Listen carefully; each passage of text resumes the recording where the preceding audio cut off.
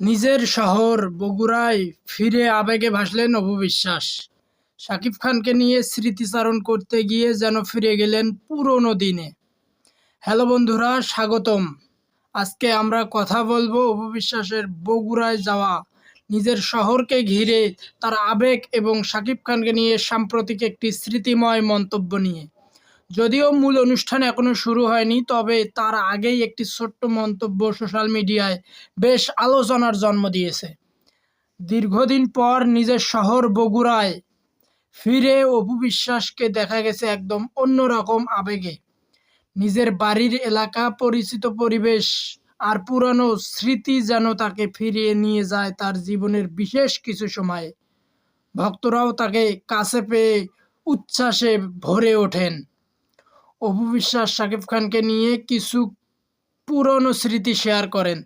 তার কথায় বোঝা যায় কেরিয়ারের অনেক গুরুত্বপূর্ণ মুহূর্তে এই স্মৃতিগুলো এখনও তার মনে গেঁথে আছে। দর্শকদের কাছে এই অংশটিই সবচেয়ে বেশি আবেগ ছড়িয়েছে। বিষয়টি খেয়াল করলে দেখা যায় অপু বিশ্বাস যখন নিজের শহর বগুড়া নিয়ে কথা বলেন, তখন তার কণ্ঠে আলাদা এক আবেগ ফুটে ওঠে। আর সেই আবেগের মাঝেই শাকিব খানকে ঘিরে একটি স্মৃতির ইঙ্গিত অনেকেরই নজর কাড়ে। এখানে সবচেয়ে ইন্টারেস্টিং বিষয় হলো তিনি সরাসরি কোনো বড় বক্তব্য দেননি, বরং একদম স্বাভাবিকভাবে কথার মধ্যে বিষয়টি উঠে এসেছে। আর এই স্বাভাবিক মুহূর্তটাই দর্শকদের কাছে বেশি রিয়েল এবং আবেগঘন লেগেছে। কারণ নিজের শহরে ফিরে গেলে পুরনো কেরিয়ার, সম্পর্ক, সংগ্রাম সব স্মৃতিই স্বাভাবিকভাবে সামনে চলে আসে।